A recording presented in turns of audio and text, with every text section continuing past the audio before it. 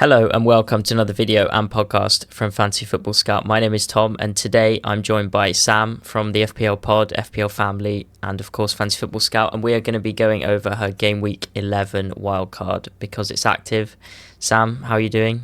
Has it been a stressful week so far? No, weirdly. Normally I'm really stressed by wildcards. This one I feel quite calm about, which I can't work out whether that's a good thing or really not. Like, well, I guess we're going to find out.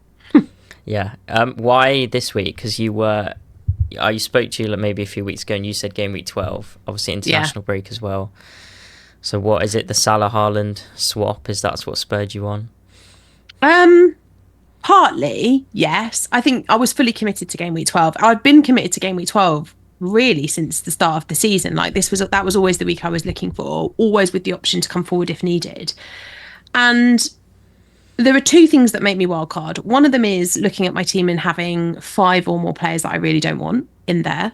That is a trigger. That's a kind of a sure sign that the wildcard should be played. And the other thing was the prices, like the way that the pricing has been going up and down recently. Like I was looking at my team on Saturday afternoon, just ahead of the Wolves and Palace game, and was thinking to myself, I have got 3 or 4 players in my team that are going to drop and I'm going to lose team value in. And there were like 4 players that were going to rise in price that I wanted to have in my team. And in my head, I thought, if I wait another week, that's only going to be worse. And it's going to be harder to afford those players on wildcard. And in reality, I'm not sure my wildcard would be much different in 11 to what it would be in 12 anyway. So we are a week early, but it is done. Yeah, well, we're going to get into that. On the screen, I have got your current team pre-wildcard as it would look for Game Week 11.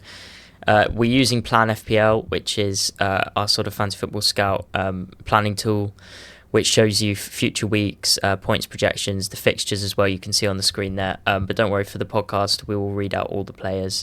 So it would look like this: Henderson, Trent, Porro, Gvardiol, Garnacho, Rodgers or Winks, so I guess that's a problem, Foden, Mbeumo, Watkins, Solanke, Haaland, with Fabianski, Robinson, and the lesser spotted Barco still there on the bench. So we'll end up changing 9 players this in the video. So that's Sam's current draft. But first of all, we'll go through the players that you're keeping. So on the screen now, I'm going to take out the players that you're getting rid of. Hopefully I get this right. So we're losing Haaland, we're losing Watkins. Yeah. I think, so the players that you're keeping for the podcast, you can correct me if this is wrong, but Gvardiol, Mbeumo, Solanke, Fabianski, Robinson and Rodgers. That's it. So do you want to start off with Gvardiol, the premium defender? Yeah, I mean, as you've already said, I am getting rid of Haaland as part of this and losing Foden as well. And I was fully planning on wildcard to not have Gvardiol either. However, I feel distinctly uncomfortable just completely ditching all of my Man City investment. Not only that, I feel like when I'm building a team, regardless of whether it's pre-season or as part of a wild card or when we had the unlimited transfer windows in some seasons, I always like to have a premium in every position if possible, because it makes moving between the positions much easier rather than having to then take budget from somewhere else and maybe take 3 points hits or whatever it is. So Gvardiol, I think for me, he came back into my team for Game Week 8, so I've had him for a couple of weeks now. Since then, we've got a goal and a clean sheet out of him. He's had, obviously, 2 goals and a clean sheet in the last 3 weeks. And whilst Manchester City haven't been defensively solid so far this season, he is much more attacking. So between Game Weeks 1 and 5, in comparison to Game Week 6 and 10, we've seen increasing attacking threat from him rather than being Rico Lewis like it was in the opening weeks. It's now back to being Gvardiol again. His touches in the final third have more than doubled in that period of time. So 1 to 5, it was 111. 6 to 10, it's now 235. So big changes there. When you look across the defenders, he's top for touches. He's top for touches in the final third. He's top for BPS in total. He's top for penalty area touches. He's top for goals. He's second for attacking returns. Only 8 Nori has more. So He just feels like a hold right now, particularly given that I'm going to go without Haaland. Yeah, very convincing case, and I guess you can always swap to Gabriel as Yeah. and when if Arsenal defence looks up and Man City keep losing matches, which I don't think they will, but you never know. Yeah, and then Mbuemo probably doesn't need too much justification. Still got Bournemouth, Everton, Leicester, and he's much better at home. So 2 good home games as well. Mm-hmm. So keeping Solanke, that striker, obviously probably quite led by last week because his Yeah. numbers prior to that were horrific. Yeah, 100%. He was not staying. On Wildcard, the plan was not to have him because obviously the Wildcard was anticipated to happen in game week 12, and game week 12, Spurs have an away fixture against Manchester City. However, we've got a game against Ipswich at home at the weekend. He's just got a brace at 3 bonus points and an assist in a game where he actually wasn't great until the second half. Like, in terms of Spurs, he was brilliant, like pressing the ball, looked great. All of that's of course really good for the underlying BPS, so he's only got to get something out of a game. And actually, when you look at the opening 8 matches that a player's played since they've turned up at Spurs, he's the first player since Van der Vaart to get 4 goals in his opening 8 matches. So in terms of settling, he's actually settled really well. I just think that we haven't necessarily had the FPL points from him that we would have maybe wanted, particularly in those early, well, certainly in game week 1, and then obviously we lost him for the games where Spurs went big against Everton. So yeah, I think he's a hold. I'll hold him for the Ipswich game. Depending upon what happens with Ipswich, he may get a stay through game week 13 because it's Fulham at home in 13, and I can see us doing well in that one too. After that, I see his slot as being the one that I change the most in the coming weeks because I think there are other places you could go. I could choose to double up on Chelsea by going for Jackson from there if I wanted to. Could go for Chris Wood if he still continues to be in the form of his life. At that point, Brighton's fixtures really turn as well. So Welbeck, or if João Pedro's back in the team, could go there. I think there's a lot of flexibility in that slot. So keeping that extra budget there feels sensible, particularly for the Ipswich game. Yeah, definitely. And then coming on to Rodgers, you've chosen Rodgers as your sort of 8th attacker. I guess you could play him ahead of Solanke in 12, maybe. I don't know if you do that, but you could absolutely. And I think the way that my thinking is right now with the front 3 is that he and, spoiler alert for Strand Larsen, he and Strand Larsen I can rotate them around in terms of when I want to play each of them. And Rodgers, it's the negative, I think, of a wildcard team is that sometimes you do create this great front 8. And I really do think that Rodgers will be a season on hold for me unless this flag turns out to be something serious. And then maybe I look at Semenyo instead. But he's significantly more money. And when you're talking about the 5th midfielder, I don't think there's much not to like about Rodgers. I mean, I obviously watched him. I was at Spurs on Sunday for that game. He gets the goal. It's bad defending from Spurs, but he's in the right place to put it in the back of the net. And really, when you're talking about a 5-ish million, 5.5 million midfielder, that's exactly what you need. So yeah, Rodgers, he was the easiest hold for me as part of this wildcard. Yeah, I was going to mention Semenyo because I've got them both and I'm going to have to sell one of them. But yeah, so that's interesting. You've gone with Rodgers, a bit cheaper. He's got some good home fixtures coming up as well. And then, yeah, Fabianski on the bench is pretty self-explanatory. He's playing at the minute. And then Robinson, I guess, is just decent-ish fixtures. And I'm guessing we'll see a good rotation when I put the full team up. Yeah, I mean, Robinson, he's my 4th midfielder. Sorry, my 4th defender. So I'm tempted to take a little bit of money out of him and go with somebody different. Like I've sort of toyed with the idea of going for Lewis Hall at Newcastle because actually the Newcastle fixtures are nice and he's 0.3 cheaper. And then I can just play him in those weeks. And, like when Newcastle play Liverpool in 4 weeks' time, I can just leave him on the bench. But if I wanted to play him ahead of that, say against West Ham or Palace in 12 or 13, I could do that. But I do really like Robinson. Obviously, when you're thinking about attacking threat from them, only Aït-Nouri and Collins have had more attacking returns than he has so far this season.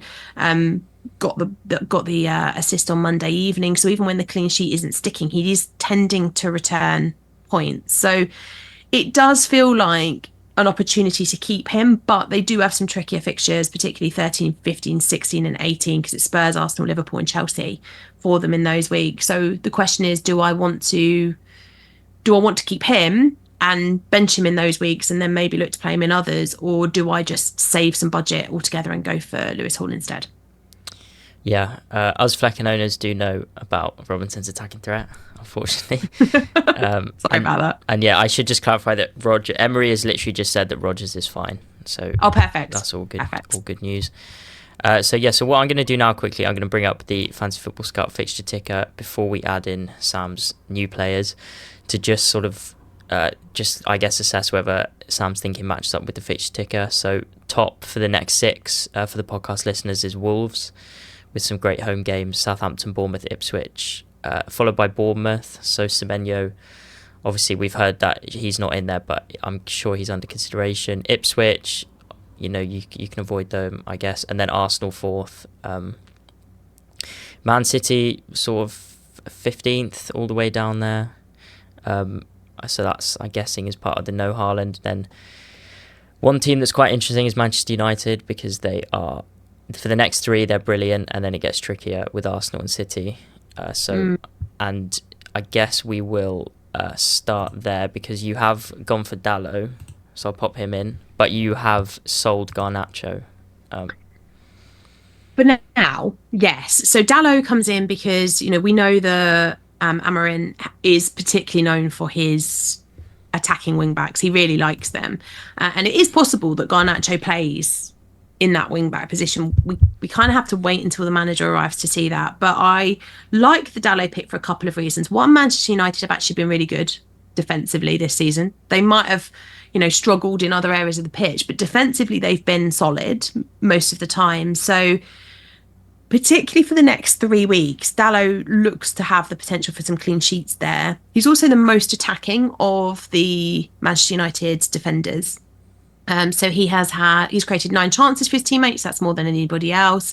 Of those, 3 have been classified as big chances. He's also top for expected assists across the United defence. And this season, as I said, 4 clean sheets already and an assist. I think that will improve under the new manager. So I've got him in there.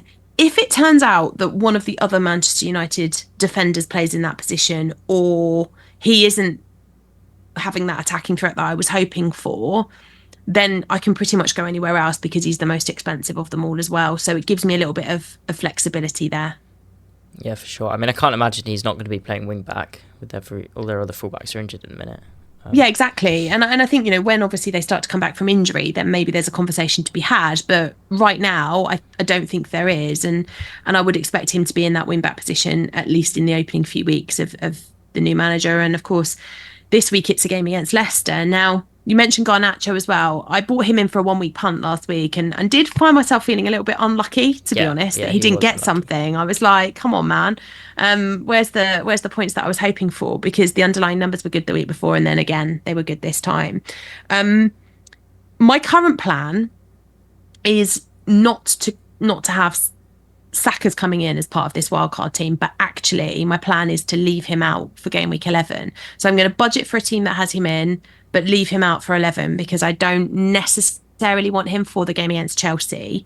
And then I'm going to have Bruno Fernandes instead for 11, and then maybe look to do the swap for game week 12 when the Arsenal fixtures turn for the better. In an ideal world, that was the plan with Garnacho, because I wasn't planning to wildcard this week. I was planning to wait for 12. And so Garnacho was in for 2 weeks because he was the one I could afford. But with the flexibility now to have a little bit more budget, and obviously if Palmer is actually injured, I don't think he is, but if he is, then I could always leave Palmer out instead, have Bruno, and then move back to Palmer when he's fit and available again. Yeah, when everyone's watching this, we will have heard from Chelsea manager, so they will probably know, but hopefully it's fine. Will he say much, though, ahead of the European tie? Because he's obviously not in the European squad. He might not mention him. Maybe not. I'm sure he'll be asked about it, though. Might be on Friday, yeah. Yeah. So we'll just finish off the defence. So we will add in David Raya, Aït-Nouri and Van der Berg as the 4 million. So obviously Raya in goal. Arsenal haven't kept a clean sheet in a while, but I mean, he's still... I mean, the other goalkeepers like Flecken and stuff aren't exactly doing stuff either. So, and you haven't got Gabriel, so I guess that's quite straightforward. Yeah, I mean, this is just budget, really. In order to have Gabrielle, I would need to find an extra million pretty much over Raya. And that's quite hard to find that if I want to keep Guardiola as well. Plus, as you're right, they haven't kept a clean sheet since game week 4. But in that time, Saliba's been sent off. They've had injury problems with Gabrielle. They've not exactly had a stable defence. And we know that Arsenal are a good defensive unit when they've got everyone fit and available. So I think after game week 11 against Chelsea, they then do have a really, really nice fixture run. I do want to be invested in Arsenal at that point. And so going for Raya over Gabriel is going to save me 0.6, which is why I've gone there. Yep. And then 8 Nori, don't need to spend too long on him. Wolves top of the ticker. 5 attacking returns already this season, but he is on 4 yellows. But I guess with a wild card, you can build a squad that can... if he gets suspended this week, you bring in Robinson against Wolves. Yeah, exactly. I don't see that as necessarily a reason not to do it now. I did see it as a reason not to do it before I wildcarded because obviously Barco was a problem in my team, and bringing in somebody that's on 4 yellows felt too much of a risk. But now with a wildcard squad, I think there's definitely scope. Because even if he was booked in 11 and I had to play Vandenberg, that wouldn't feel too bad for the next couple of weeks either. So yeah, Ryan Aït-Nouri, I mean, the guy thinks that he's an attacker, doesn't he? He won't stay in the defensive position. So along with everyone else in the FPL community, he was a key target for me. And after the premium midfield, he was the next player that I bought in. Yeah, definitely. We'll finish off the forward line now. So we are adding Visser and Strand Larsen. So there's lots of budget strikers going around. Chris Wood, Jackson, Jimenez, but you've gone with Visser. You've gone with the Brentford double up in attack. But, yeah, and this may change the Visser pick, honestly, because I was pretty set on the double Brentford attack until Monday night. And then Monday night, I was like, oh, okay, maybe I don't want to double up there. Maybe just having Mbeumo is enough. Because as you say, there are other players you could go to. Now, Witter is nice because he's sick, so I could come down to Jimenez. I could come down to Danny Welbeck. I could try and find a little. This team has got 0.5 in the bank, so I could go up slightly, but not quite as high as Cunha. But I could go to Chris Wood, for example. But Chris Wood's fixtures are swinging, and I'm not sure that I really want to go there, given the fixtures that he has coming up, even with the form he's in right now.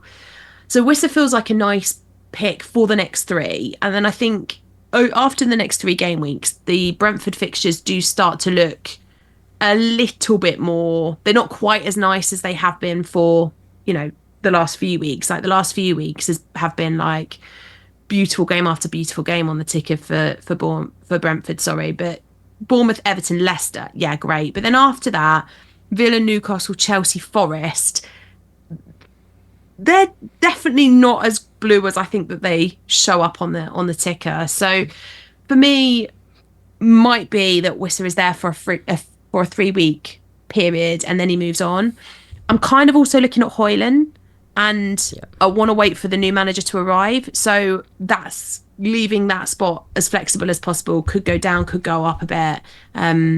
But for the next 3, I think he looks quite a nice pick. Yeah. I like the Wood-Rodgers rotation. I don't know if you've looked at that, but it gives you Newcastle, Palace, Ipswich and Brentford at home, the next 4. Yeah. Could be something to look at. Strand Larsen, obviously, I mean, I don't want to put words in your mouth, but I'm guessing you think Cunha is better if you can afford him. 100%. Yeah, absolutely.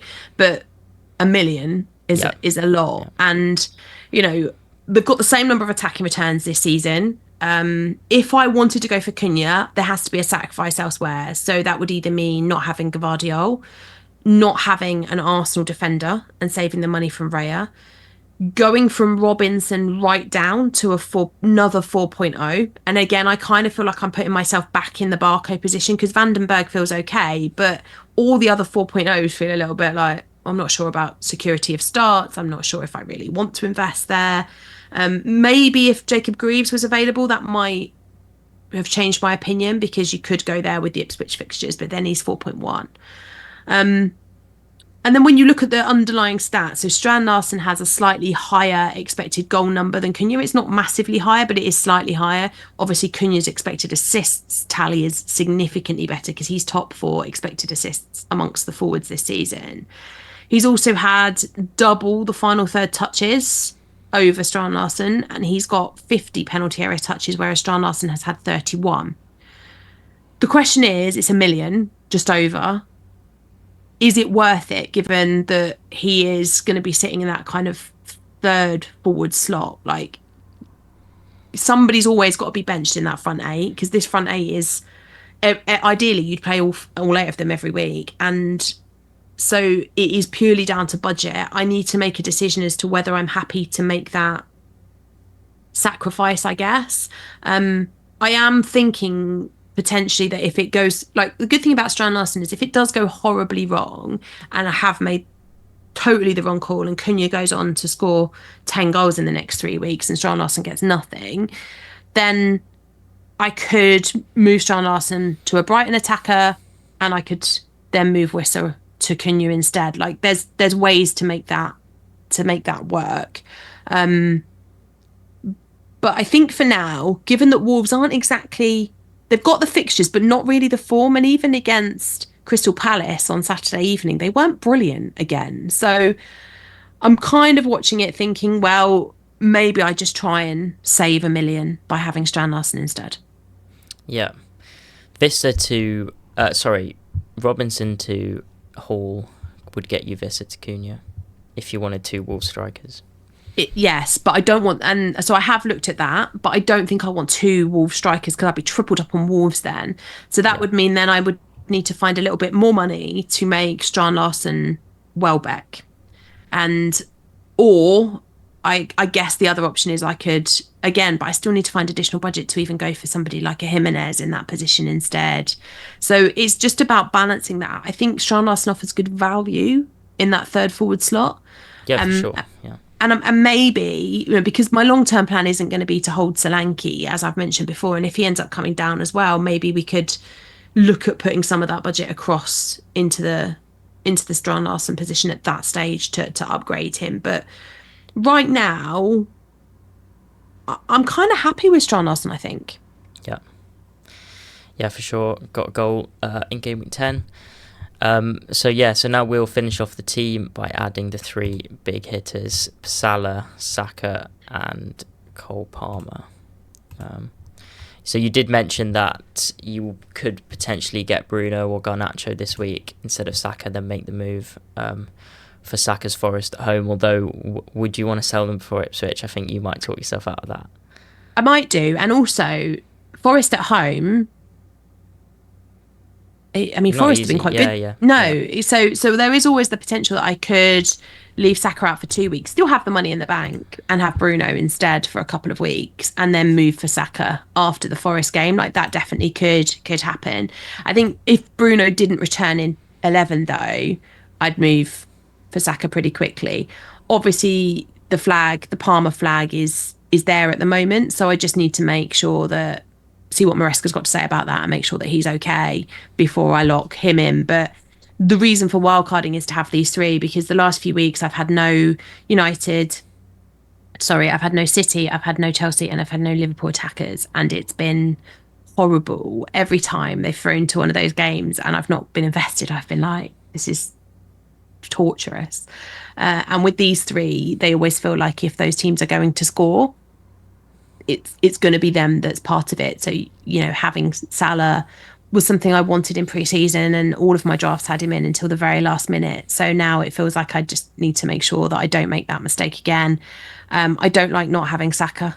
He's a player that I always own because Arsenal are good usually, and they've got Ødegaard back as well now, so that will improve them.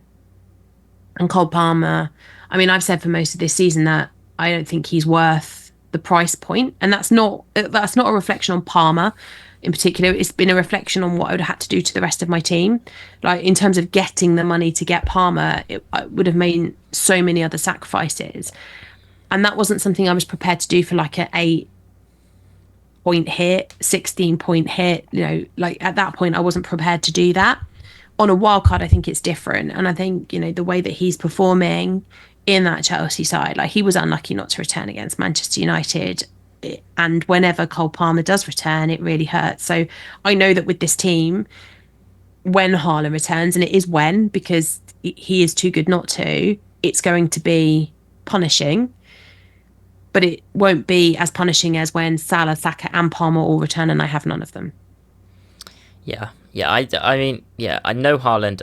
Obviously, this week, I think if you were free hitting this week, Haaland at Brighton, Salah against Villa is quite a little bit of a toss up. Obviously, I own Haaland, so I'm probably just saying that. But I didn't own Haaland for like 8 weeks, and it's not as scary as you think, because you've got you've got like more raffle tickets. You've got Salah, Saka, and Palmer. And exactly. You've got Solanke.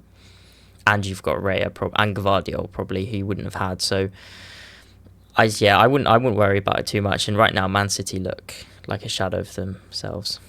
Yeah, I agree, and that's why right now I've made that decision. Whether when I come to my second wild card I'll stay without Haaland remains to be seen. But right now, to have everybody else, I can fit pretty much everyone I want, apart from maybe Cunha, into a team. If Haaland's not there, whereas if Haaland's there, I have to choose 3 or 4 of them. Yeah, definitely.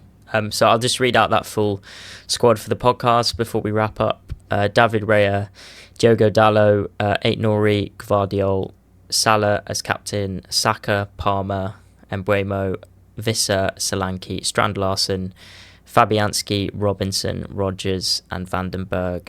Plan FPL likes it. Nice increase of points this week. Scheduled to, and I guess this week is probably the week that you're most concerned about, because you're obviously selling Garnacho, selling Haaland a week earlier than planned, but you've still got some great punts in there. Yeah, Dalot, good fixtures this week, double Wolves, I think Chelsea Arsenal will have goals in it, so I think Saka and Palmer will probably be fine as well. They probably will, but I just think that the potential upside for Bruno this week could be massive. Yeah. So it might be that one of them misses out and I bank on goals in that Chelsea and Arsenal game, but also bank on Bruno getting something. Yeah, for sure. So Sam, thank you very much. Good luck with the tinkering for the rest of the week. A few more days left. You're on the Q&A tomorrow with Az, so I'm sure you will update us on any changes that come your way. So yeah, thank you very much, Sam. Thanks for having me. Cheers, guys.